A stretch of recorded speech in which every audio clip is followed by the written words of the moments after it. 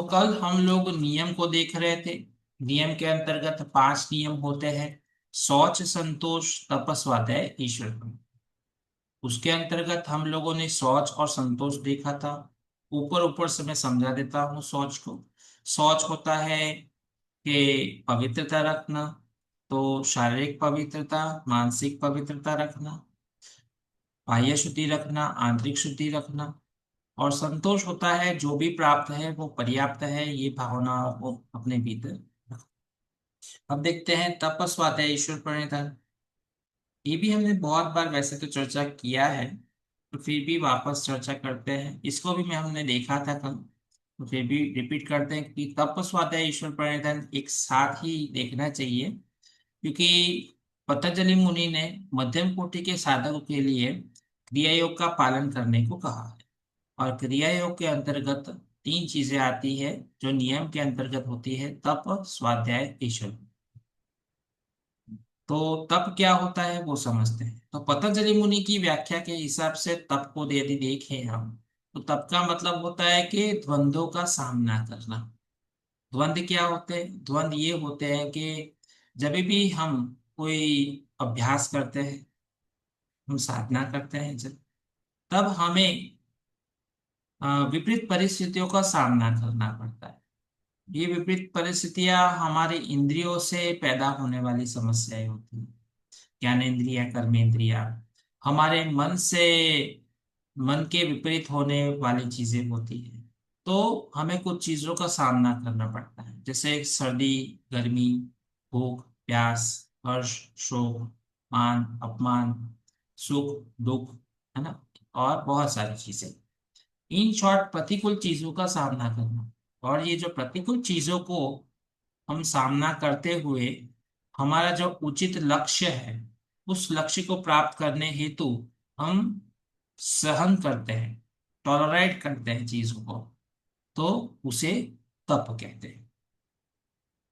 तो उचित रीति से, अभ्यास से, उचित रीति और अभ्यास से शरीर, प्राण, इंद्रिया और मन को वश में करना, जिससे साधना काल में सर्दी, गर्मी, भूख, प्यास और शोक, मान, अपमान आदि द्वंद्वों को सहते हुए साधना में डटे रह जा सकते, उसे तप कहते हैं।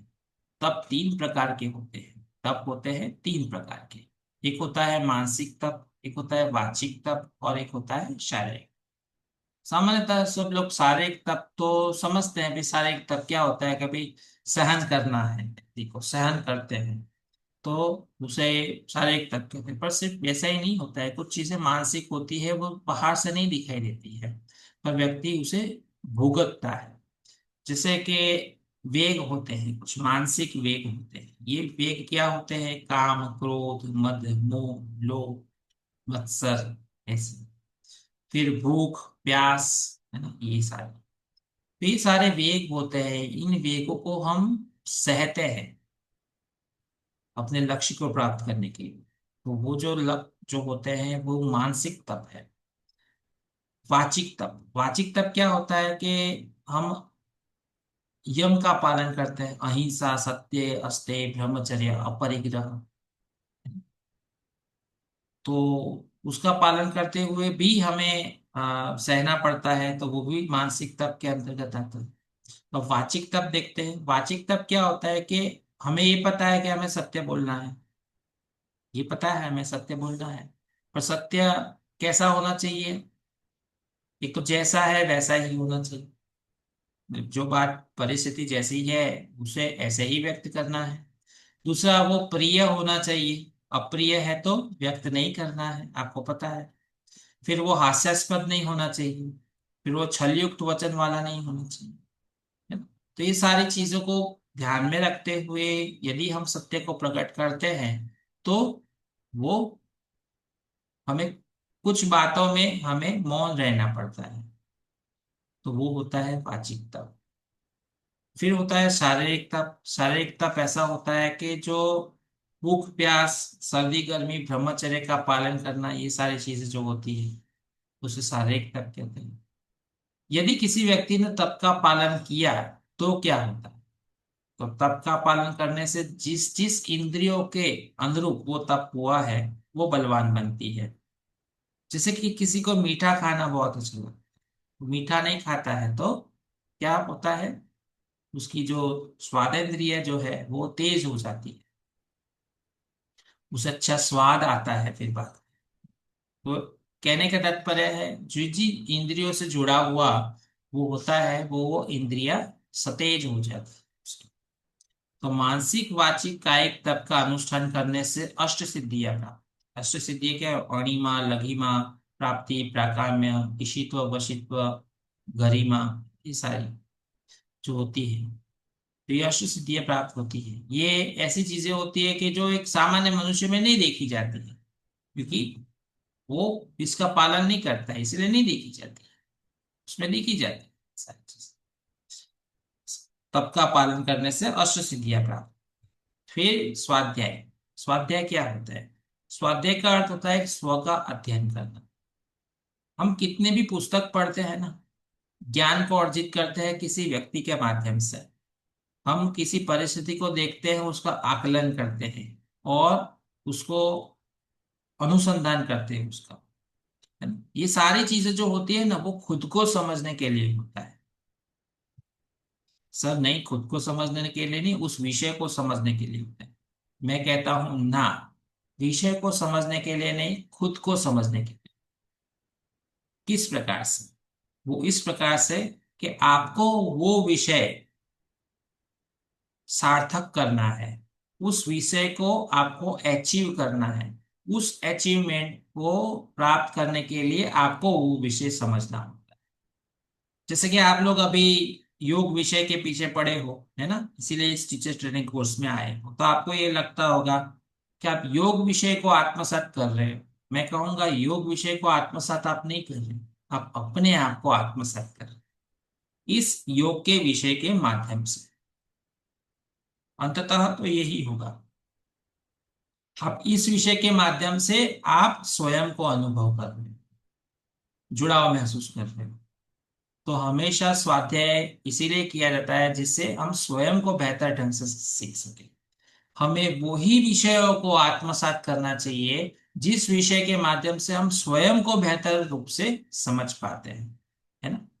योग का अभ्यास आप करते हो, ज्ञान अर्जित करते हो और अभ्यास करते हो, आप अपने आप को बेहतर ढंग से समझ रहे हो ना, अभी पहले से बेहतर। इसीलिए आपकी भी प्रीति उसके ऊपर आती है। जो अभ्यास करता है उसकी ही प्रीति क्यों आती है, जो अभ्यास नहीं करता उसकी प्रीति क्यों नहीं आती उसमें? कारण यही है। वास्तव में हम स्वाध्याय इसलिए करते हैं क्योंकि हम अपने आप को बेहतर ढंग से समझ, स्वयं का अध्ययन कर, आत्मचिंतन कर, वेदों के माध्यम से, उपनिषद के माध्यम से, मोक्ष मोक्ष प्रदान करने वाले शास्त्रों के माध्यम से, गुरुजनों के माध्यम से, आचार्य जनों के माध्यम से, अध्ययन की जो सामग्री होती है उसके माध्यम से जो हम करते हैं उसे स्वाध्याय कहते हैं। पंडित श्री राम शर्मा जी कहते हैं, जिन्होंने गायत्री परिवार का शुरुआत किया, वो कहते हैं कि अच्छी पुस्तकें जीवन देव प्रतिमाएं होती हैं। उनकी आराधना से तत्काल प्रकाश मिलता है, उल्लास मिलता है। आराधना का यह अर्थ यहाँ पे होता है उसे पढ़कर जीवन में उतारना, न कि सिर्फ पढ़ना। पढ़ने से कुछ नहीं होता है, पढ़ के उसे जीवन में उतारना, उसे स्वाध्याय कहते हैं। क्योंकि जीवन तो रूपांतरित उससे होगा ना। मैं कहूँ सत्य ये होता है, सत्य वो होता है, सत्य मधुर बोलना चाहिए, सत्य को पालन करना चाहिए, जो बुरा लगने वाला सत्य है, कठोर सत्य है, वो नहीं बताना चाहिए।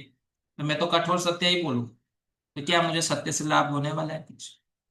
मुझे सत्य से लाभ नहीं होने वाला है, क्योंकि मैंने तो वो किया ही नहीं। समझे?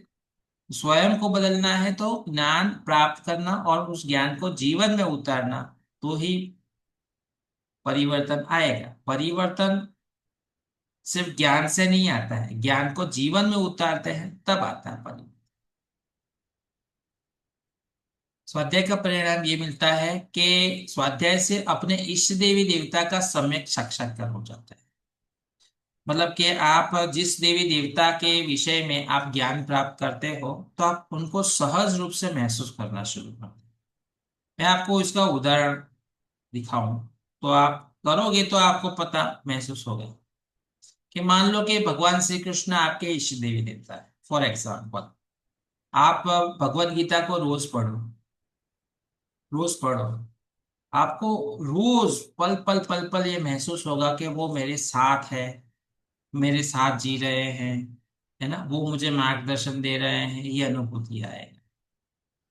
आप पढ़िए, आप भगवान शिव को मानते हैं, शिव महापुराण पढ़िए, या कोई भी योग शास्त्र को पढ़ने की शुरुआत कीजिए, योग शास्त्र के कोई भी ग्रंथ को पढ़े, तो आपको धीरे धीरे जीवन में महसूस होगा कि भगवान शिव का की कृपा मेरे ऊपर हमेशा बनी हुई है, और वो मुझे मार्गदर्शन दे रहे हैं, ये सारी चीजें महसूस होता है। पर ये सोचने से कहने से नहीं होता है, करने से होता है। और ऐसा ही सब, जैसे आप रामायण को पढ़ो, तो आपको महसूस होगा कि भगवान श्री राम का प्रत्यक्ष अनुभव मुझे हमेशा होता है, भगवान श्री राम के लिए मैं क्या करूं, ऐसा महसूस होता है। ये सब चीजें होने लगती है जीवन में। तो जिसके बारे में आप ज्ञान प्राप्त करते हो, आप उनके जैसे होना शुरू हो जाते हो, उनके अनुरूप होते हो, और उनकी उपस्थिति आप महसूस करते हो। इसीलिए कहते हैं कि स्वाध्याय से अपने इष्ट देवता का सम्यक साक्षात्कार। प्रणव आदि पवित्र शब्दों का तप तथा मोक्ष शास्त्रों के अध्ययन रूप स्वाध्याय के निरंतर अभ्यास करने से इष्ट देवीय आत्माओं के साथ संपर्क होने लगता है। ये भी वो बताते हैं कि यदि आप ओमकार का उच्चारण करके अपने पूर्वजों को याद करो, तो आपको उस पूर्वजों का भी अनुभव प्राप्त हो सकता है, पर लंबे समय तक करना पड़ेगा, स्वाभाविक सी बात है। जिनको आप याद करना चाहते हो उनको याद करो ओमकार के माध्यम से। फिर है ईश्वर प्रणिधान।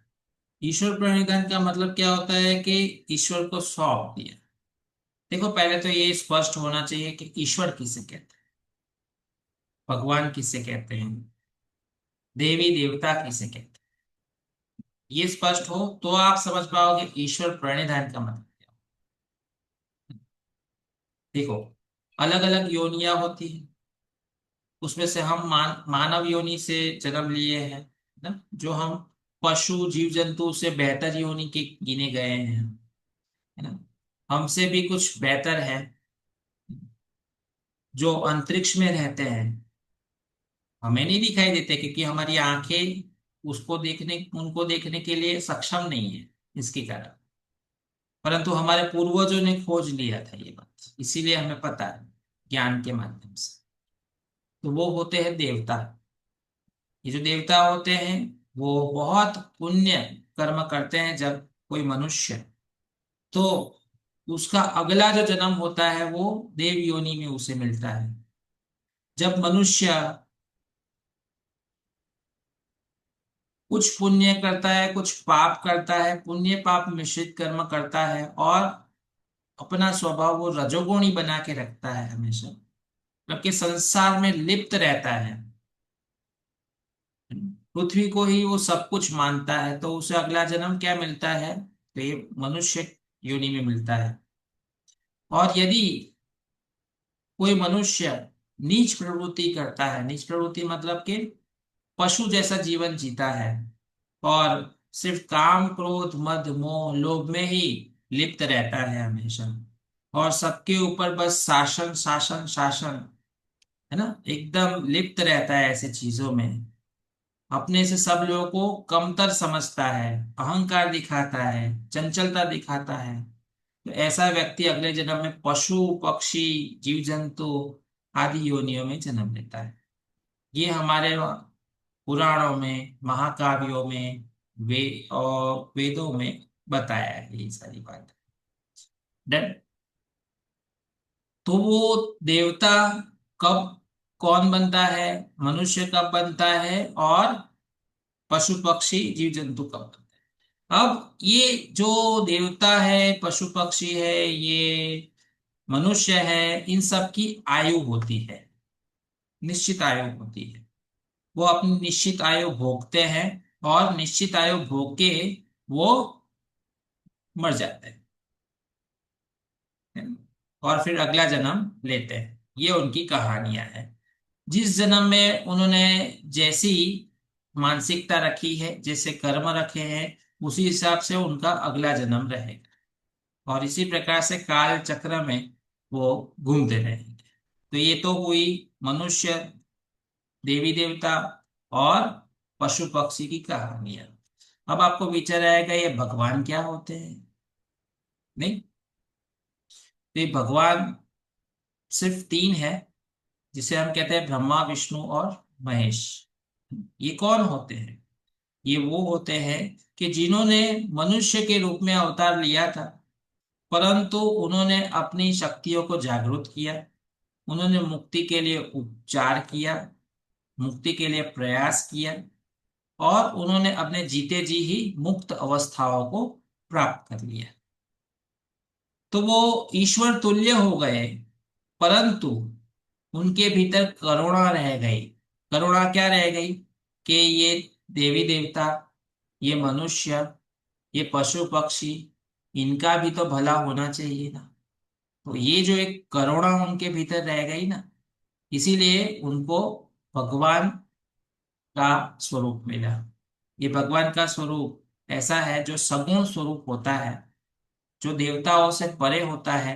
जो ये सभी प्रकार की योनि वाले जो लोग होते हैं, देवी देवता, मानव, पशु पक्षी, जीव जंतु, इन सब के ऊपर शासन करते हैं और उनका ख्याल करते हैं, है ना, उनका ख्याल करते हैं। तो जो उनको मानते हैं उनका भी ख्याल करते हैं, जो उनको नहीं मानते हैं उनका भी ख्याल करते हैं, और उनके जीवन को व्यवस्थित करने की कोशिश करते हैं।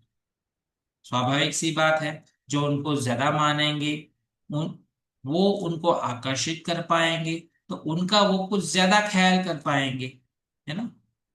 स्वाभाविक सी बात है।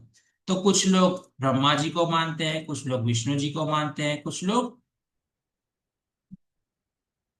शिव जी को मानते हैं, और कुछ लोग उनके समय समय पर जो हुए हैं अवतार उनको मानते हैं। तो इस प्रकार से सारी चीजें चलती है। तो ये कौन है?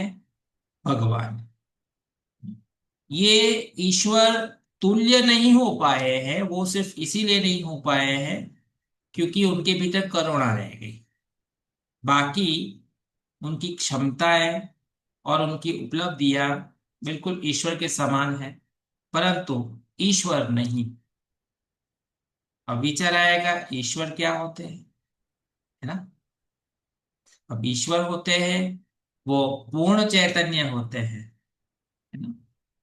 पूर्ण चैतन्य मतलब कि आप ऐसे समझिए कि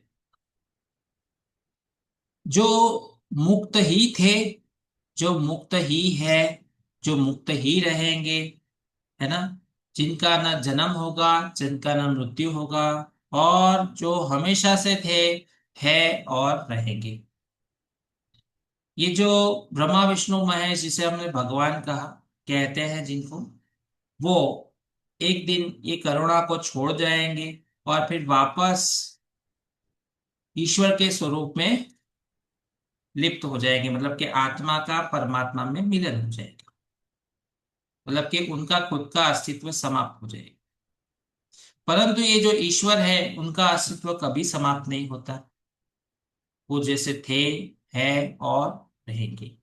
इनके भीतर कोई करुणा नहीं, मतलब कि पतंजलि मुनि व्याख्या करते हैं, क्लेश कर्म विपाक और आशय से जो परे हैं, उस विशेष चैतन्य को क्या कहते हैं? ईश्वर कहते हैं।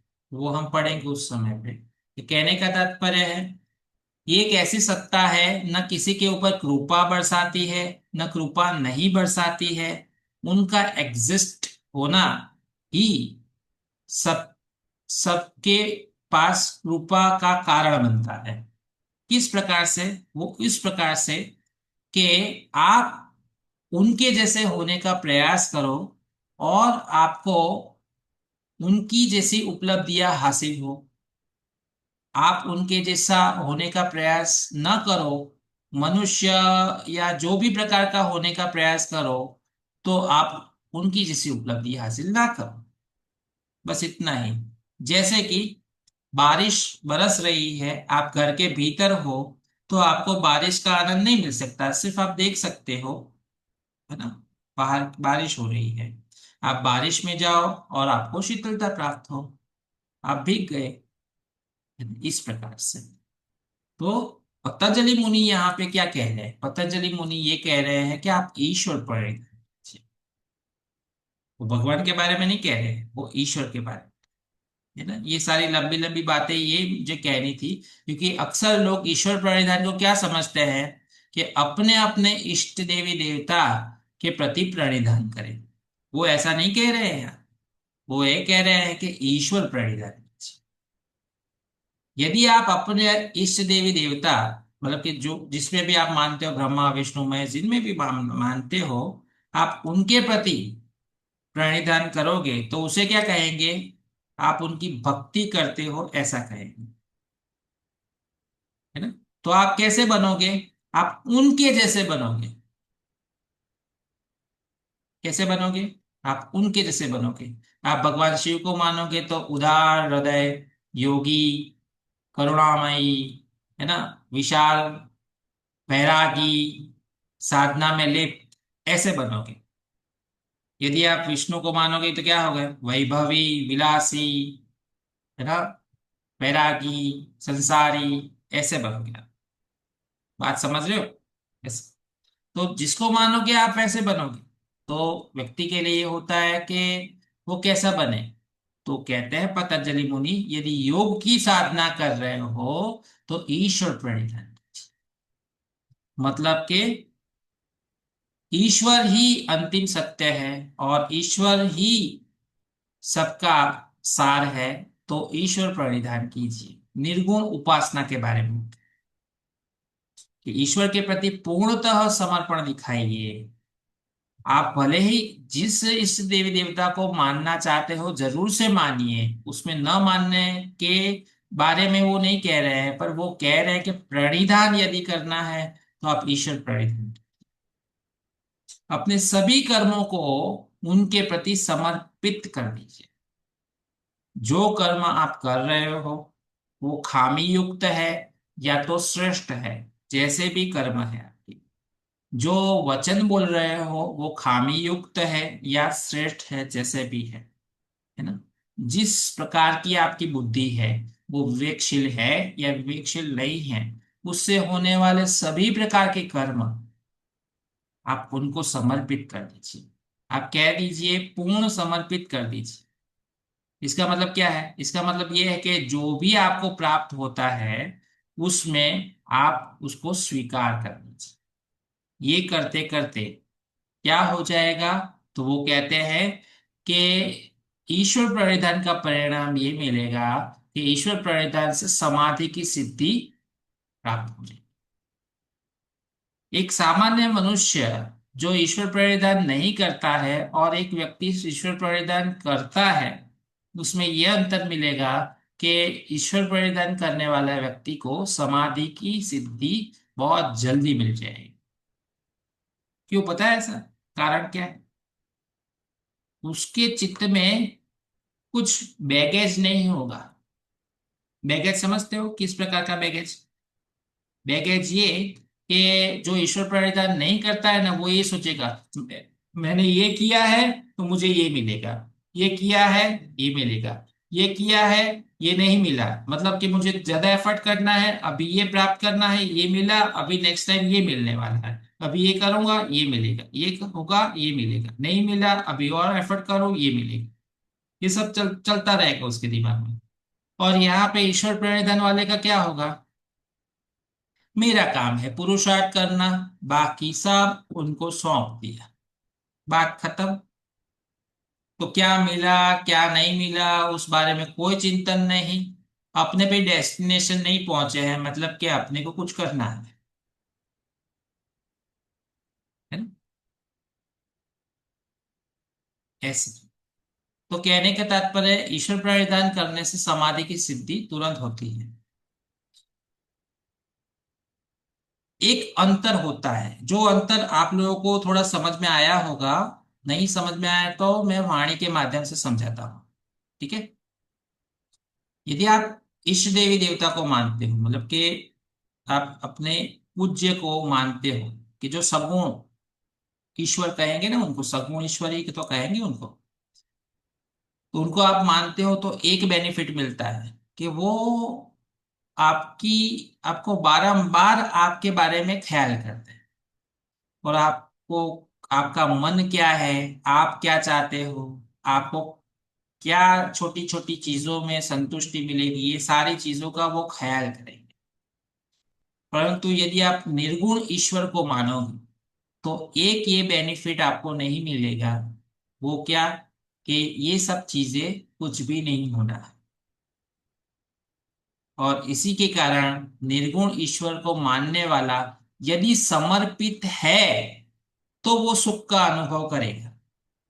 पर यदि वो समर्पित नहीं है, पूर्ण समर्पित नहीं है, तो उससे ज्यादा दुखी और परेशानी झेलने वाला कोई भी नहीं होता। और वो हमेशा से ही, कहता है ना, घर नो बड़ेलो गाम बाड़े, है ना?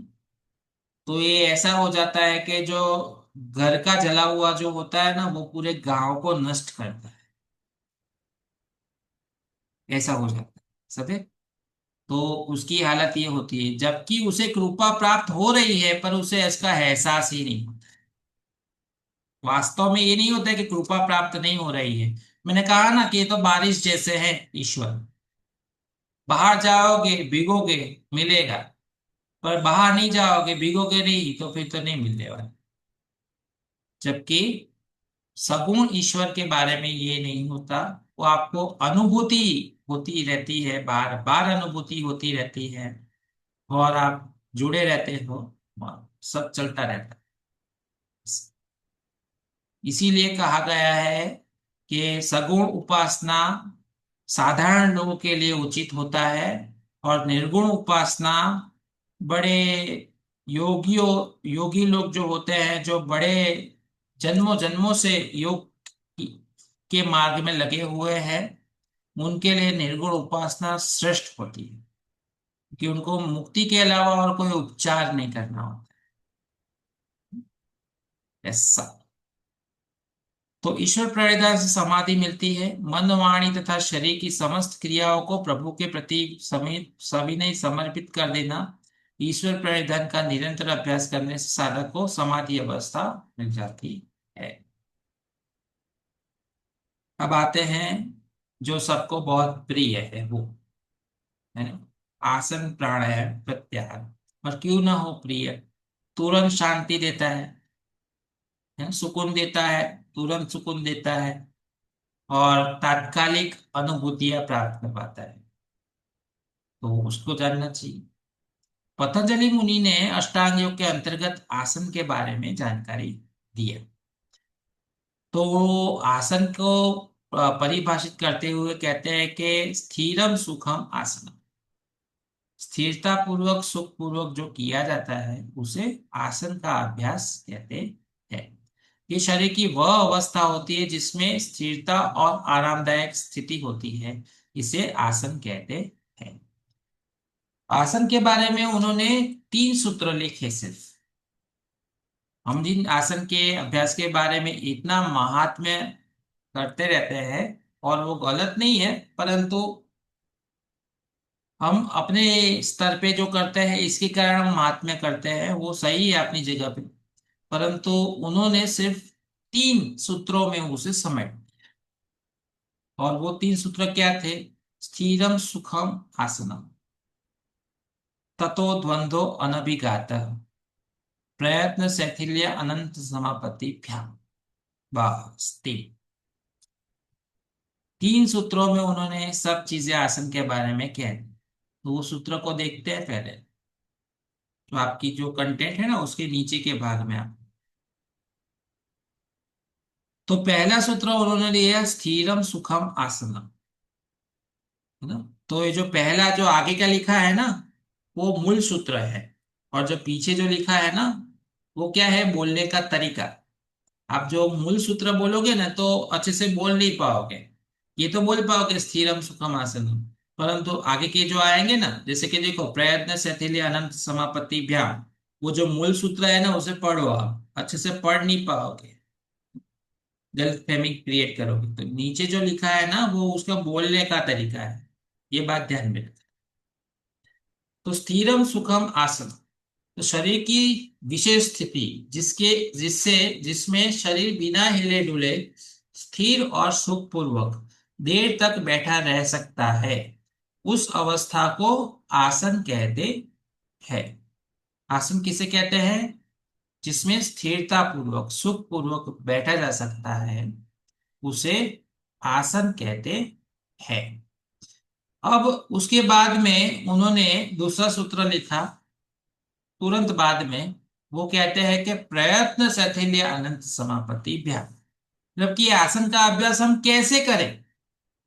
तो आसन का अभ्यास कैसे करें, इस मामले पे उन्होंने कहा कि आसन करते समय शारीरिक गतिविधियां और चेष्टाओं को सहज प्रयत्न के द्वारा शिथिल या रोक देने से और अनंत में सहज ध्यान लगाने से साधक के आसन की सिद्धि हो जाती है। मतलब कुछ समझे नहीं? हाँ, तो मैं समझाता हूं आपको कि आसन का अभ्यास कैसे करें। तो कहते हैं कि आसन का अभ्यास करते समय प्रयत्न की शिथिलता बनाए। प्रयत्न शिथिल प्रयत्न के साथ करें। शिथिल प्रयत्न क्या होता है?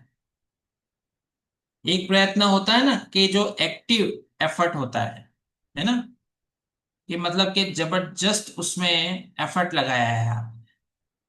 और एक एफर्ट कैसा होता है? शिथिल एफर्ट होता है, शिथिल प्रयत्न होता है ना? तो कैसा एफर्ट होना चाहिए? शिथिलता पूर्वक का प्रयत्न, एफर्ट। तो कंफर्टेबल प्रैक्टिस करें, नंबर वन। दूसरा, कि जब आप उस आसन में आ जाए तो किसे याद करें? अनंत को याद करें। अनंत क्या होता है? अनंत मतलब कि ईश्वर को याद करें उस समय। तो कंफर्टेबल करें, ईश्वर को याद करें, और समापत्ति भ्याम, मतलब कि उस समय पे आप समाधि में प्रवेश कर रहे हो उस प्रकार की अनुभूति करें, समापत्ति, और अभ्यास करें, है ना। तो मतलब कि ये आसन का अभ्यास क्या होता है? यही होता है, मूवमेंट के साथ मेडिटेशन होता है वास्तव में, जो पतंजलि मुनि ने अभ्यास कहा है वो वाला। तो आसन सिर्फ शारीरिक मुद्रा है, परंतु उनका हेतु क्या है? उनका हेतु ये है कि जिससे आप सजाग हो जाओ, एकाग्र हो जाओ उस चेतना के प्रति, कि जो चेतना हमेशा से ही थी और हमेशा से ही है, उस चेतना से जुड़ने के लिए करने वाला अभ्यास। तो ईश्वर से जुड़ने के लिए कंफर्टेबली अभ्यास करें और ध्यान लगाएं, और इस प्रकार से अभ्यास करते हुए आसन सिद्ध हो जाता है।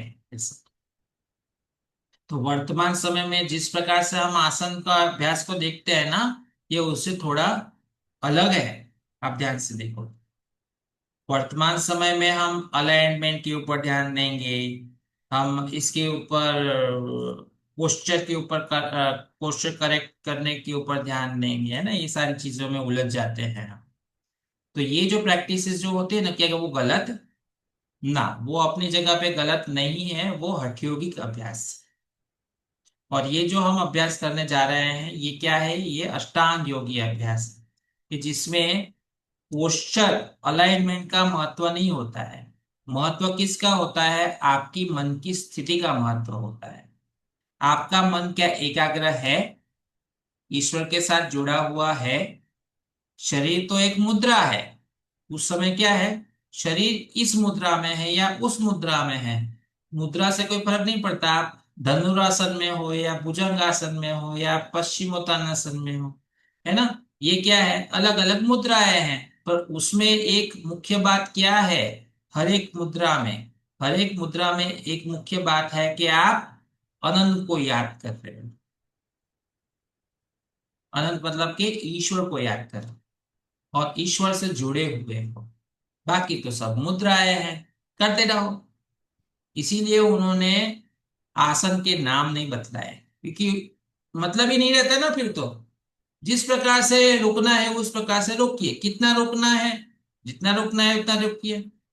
1 सेकेंड रुकिए, 5 सेकेंड रुकिए, 10 सेकेंड रुकिए, 1 मिनट रुकिए, 3 मिनट रुकिए, 1 घंटा रुकिए, 2 घंटे रुकिए, जो करना है कीजिए। मुद्दे की बात क्या है? मुद्दे की बात है ईश्वर को याद करते हुए कीजिए, है ना। तो समाधि, तो आसन की सिद्धि हो जाएगी, ऐसा कहते हैं। अब वो कहते हैं कि आपने इस प्रकार से अभ्यास कर लिया तो क्या होगा? तो कहते हैं ततो द्वंद्व अनभिघातः, तो आपको द्वंद्व सताएंगे नहीं। ये जो द्वंद्व है ना, इसके फिर दो अर्थ निकल सकते हैं यहाँ पे, पता है क्या? इसके दो अर्थ ये निकल सकते हैं। एक द्वंद्व का अर्थ निकलता है फिर पुरुष और प्रकृति, ये जो दो द्वंद्व कहते हैं, द्वैत कहते हैं, इस द्वैत के बारे में विचार नहीं आएगा, आपको ये लगेगा कि सब ईश्वर ही ईश्वर है ना। तथा द्वंद्व अनभिघातः, द्वंद्व का आघात नहीं लगेगा फिर आपको, द्वैत का आघात नहीं लगेगा आपको। यही आघात होता है ना, कि ये ऋचा बहन है, ये दीपाली बहन है, ये अंकित भाई है, ये कंचन बहन है, ये क्या है? शरीर का नाम है ये आत्मा का थोड़ा नाम है, आत्मा तो एक ही है ना। तो तत द्वंद्व अनभिघात, मतलब कि तब क्या लगेगा, सब एक ही एक लगेगा, द्वंद्व नहीं सताएंगे। एक अर्थ ये है, ये बहुत स्पिरिचुअल अर्थ हुआ। पर यदि आपको थोड़ा हल्का हल्का अर्थ लेना है आपको, तो ये हल्का हल्का अर्थ क्या है, कि द्वंद्व नहीं सताएंगे आप। द्वंद्व क्या होते हैं? सर्दी गर्मी, भूख प्यास, लाभ हानि, जय पराजय, होते हैं ना ये सब कुछ। ये सब चीजों से परेशानी नहीं होती। प्रैक्टिकली देखो, कोई ये भी सत्य है, ये भी होता ही है अपने साथ। और इसीलिए सबको योग का अभ्यास करना बहुत अच्छा लगता है। तो यदि आप चित्त की वृत्तियों के मामले में यदि देख रहे हो, तो ये सत्य है कि ये द्वंद्व सताते नहीं हैं।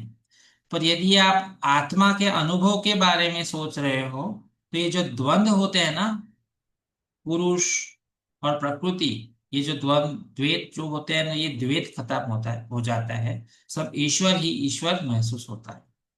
तो ये आघात नहीं सताते। तो ये है व्याख्या आसन की। अब प्राणायाम की व्याख्या समझेंगे।